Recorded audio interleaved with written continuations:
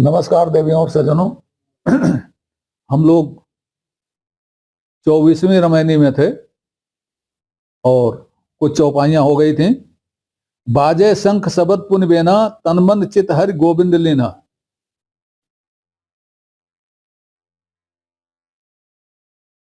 शंख बज रहे हैं, शबद सुनाई पड़ रहे हैं और बीन या बीड़ा सुनाई दे रही है और ऐसा लग रहा है कि जैसे मधुकर भंवरा रस पी रहा है। ये बात किसकी हो रही है? ये अनहद नाद की बात हो रही है। अनहद नाद की बात हो रही है और वह और हम एक हो गए हैं और एक दूसरे का आनंद ले रहे हैं, मधुरस पी रहे हैं। फिर चल अचल पाइन पंगुरनी, ये तो हमने बता दिया था। चल को अचल कर लो या अचल को चल कर लो, पाए वाले को पंगु बना दो, पंगु वाले को पाए बना दो, दोनों अर्थ निकल सकते हैं। मधुकर की बात हमने कर ही लिया। चित हरि गोविंद लीना, हमारा जो कुछ भी था चित मन सब गोविंद में समा गया, सब गोविंद का हो गया, हमारा कुछ रहा ही नहीं।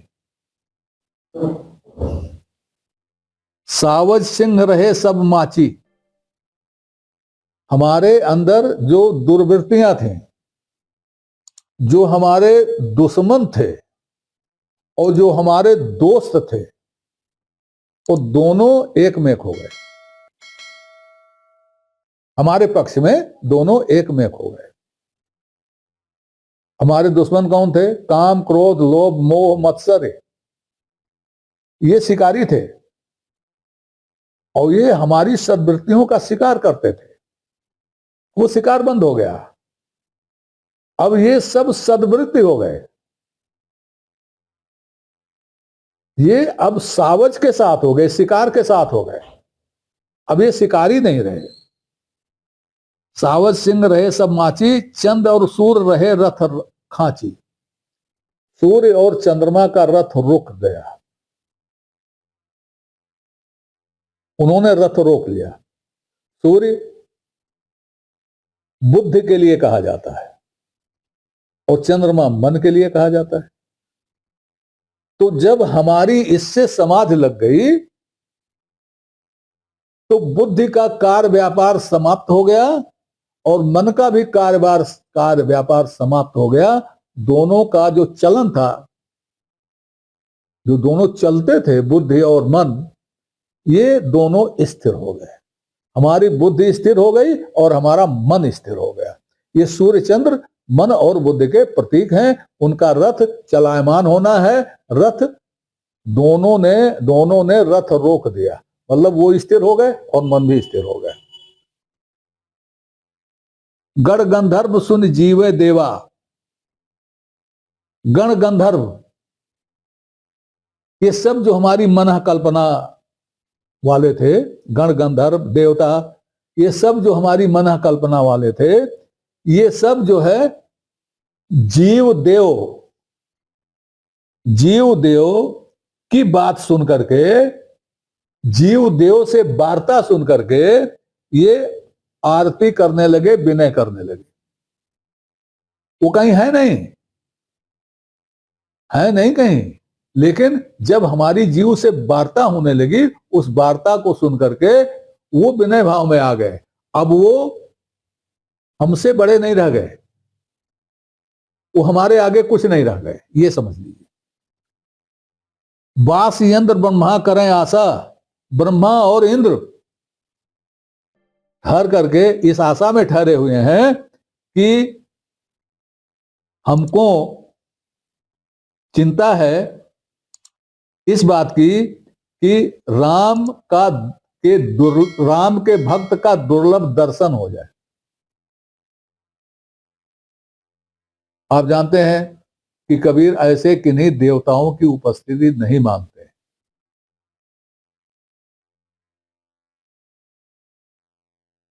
हमारे शास्त्रों में, कहानियों में जगह जगह आया है कि इंद्र दर्शन के लिए खड़े रहे, उनको इतने दिन बाद दर्शन हुआ। ब्रह्मा दर्शन के लिए पहुंचे, उनको समय ही नहीं मिला। तमाम कहानियां हैं। यहां तक कि गौतम बुद्ध के बारे में भी कहानी है कि इतने दिनों तक इंद्र उनके दरवाजे पर खड़े रहे कि महात्मा बुद्ध उन्हें दर्शन दे दें। उनके बारे में भी कहानी। अब इसमें लोचा कहां है? शास्त्रों ने हमको इंद्र बताया, ब्रह्मा बताया, कबीर ने भी हमको इंद्र और ब्रह्मा बताया। शास्त्रों को हमने बिटवीन द लाइन नहीं पढ़ा और कबीर को हमने उस तरह से नहीं पढ़ा जिस तरह से पढ़ना चाहिए था कबीर जैसे दार्शनिक को। कबीर ने स्वयं लिखा, इंद्र कृष्ण दोनों खड़े। एक जगह है, मौका मिलेगा तो उस पर भी व्याख्या होगी। इंद्र कृष्ण दोनों खड़े हैं और ललचाई नजरों से प्रतीक्षा कर रहे हैं। लोचन ललाम, किसकी? माया की। तो कबीर इंद्र की स्थिति नहीं मानते, उस तरह की स्थिति नहीं मानते जिस तरह की स्थिति हम समझते हैं। दूसरे तरह की स्थिति मानते हैं। अभी बताता हूं। नमस्कार देवियों और सज्जनों, चैनल का नया अंक प्रस्तुत करते हुए मैं इन सभी दर्शकों का आभार व्यक्त करता हूं जिन्होंने चैनल को सब्सक्राइब किया, लाइक किया और जिनके प्रोत्साहन से चैनल नई ऊंचाइयां छू रहा है। नए दर्शकों से अनुरोध है कि वो कृपया पूरा अंक देखें, चैनल को सब्सक्राइब करें और अपनी लाइक दें। समय समय पर अपनी जिज्ञासा भी प्रकट करें, इसके लिए हम आपके आभारी रहेंगे। शुभम भूयात। नमस्कार। एक साखी है उनकी, राम भक्त के लिए, असली भक्त के लिए। सत ग्रंथी कौपीन हो, उसकी लंगोटी में 60 गांठें लगी हुई हैं। जब कपड़ा फटता है तो गरीब क्या करता है? गांठ लगा लेता है। एक तो फटे नहीं, दूसरा फटा हुआ जरा कम दिखे, गांठ लगा देता है। तो साधु संत जो कौपीन में है, लंगोटी है जिसके पास, और लंगोटी भी ऐसी है कि 100 जगहों से फटी हुई, उसमें 100 गांठें लगी। कबीर कहते हैं, सत ग्रंथी कौपीन हो, साधु न माने संक। साधु इसकी परवाह नहीं करता। फटी परवाह तो हम लोग करते हैं ना कि भाई वहां जाना तो ऐसे जाए वैसे जाए, ये टाई ठीक होनी चाहिए, ये ऐसे सूट होना चाहिए। साधु को उसकी चिंता नहीं हो, 100 गांठें लगी हुई है, साधु न माने संक। और क्या करता है? राम अमल माता रहे, राम के नशे में माता रहता है। और इस माते रहने की दशा में क्या करता है? गनय इंद्र को रंक, वो इंद्र को रंक समझता है। इंद्र की गिनती वो रंकों में करता है। तो इंद्र का वजूद तो माना कबीर ने, लेकिन उस इंद्र का नहीं माना जिसको हम मानते हैं। उनका इंद्र दूसरा है। उनके इंद्र और ब्रह्मा कौन कौन है, ये मैं आपको बताता हूं। देखिए, मैंने जो लिखा है उसे पढ़ दे रहा हूं। कबीर किसी बाहरी देव या देव समूह को नहीं मानते। उनके देव ब्रह्मादि, इंद्रादि, सूर्य, चंद्र सब शरीर के अंदर ही हैं। अभी मैंने आपको बताया, सूर्य माने बुद्ध, चंद्रमा माने मन। और वेद भी कहता है चंद्रमा मन सो जाता, प्रसिद्ध वेद मंत्र है। कबीर किसी बाहरी देव या देव समूह को नहीं मानते। उनके देव ब्रह्मादि, इंद्रादि, सूर्य, चंद्र सब शरीर के अंदर ही हैं। वह इनका शाब्दिक अर्थ लेते हैं, जो गुण ही हैं। हमारा तमोगुण ही शिव है, हमारा सतोगुण ही विष्णु है, मन ही इंद्र है, ज्ञान ही सूर्य है। हमारी सभी मानसिक तरंगे या तो सुर हैं या असुर हैं, सभी वृत्तियां या तो देवियां हैं या राक्षसियां हैं। जब जीव राममय हो जाता है तब वह राम ही हो जाता है। राम के भक्त ने जब राम को जान लिया, राममय हो गया, तब तत्पश्चात तद्भवत तदासीत, अर्थात देख लेता वही हो जाता, वही था ही की स्थिति हो गई। अब इसमें जितने प्रतीक आए हैं, सावज और सिंह का, सूर्य और चंद्र का, गण गंधर्व का, इंद्र और ब्रह्मा का, ये जितने आए हैं सबको आप इस तरह से देख लीजिए, मामला क्लियर हो गया। और जो शब्द बीच बीच में हैं, जिनके नाते एक दूसरा अर्थ होता है, उनको भी गौर से देख लीजिए। और दोनों स्थितियों में आप वहीं पहुंचेंगे जहां कबीर आपको पहुंचाना चाहते। गुरु ठीक नहीं मिला तो भी वही हुआ जो इस रामायणी में है, और ठीक गुरु मिल गया तो भी वही हुआ जो इस रामायणी में है।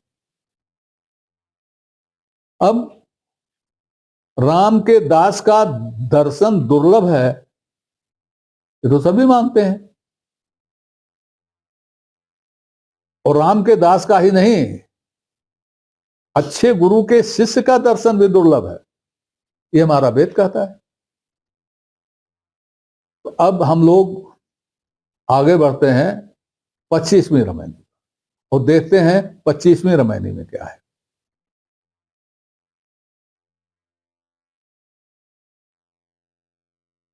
भगत हेतु राम गुण गावे, सुर नर मुनि दुर्लभ पद पावे, पुण्य में विमल शशि मास बसंता, दर्शन ज्योति मिले भगवंता। देखिए यहां भी बसंत आ रहा है, यहां भी भगवंत आ रहे हैं, यहां भगत हेतु राम गुण गावे आ रहा है, वही चीजें आ रही, शब्द वही आ रहे हैं। चंदन बिलनी बिरहिन धारा, यूं पूजिए प्राणपति राम पियारा, भाव भगत पूजा अरुपाती, आत्म राम मिले बहुभांति। अब इसमें ये जो शब्द आया आत्म राम मिले बहुभांति, ये सबको उसने ओवर पावर कर दिया। आत्म राम, आत्मा राम, आत्मा राम। अब यहां बात आत्मा राम की हो रही है और मिलने की बात हो रही है। तो भगत है तो राम गुण गावे, सुर नर मुनि दुर्लभ पद पावे। सुर नर मुनि भी भक्ति है ना, ऐसा तो नहीं कि वो भक्त नहीं कुछ और है, वो भी भक्त हैं।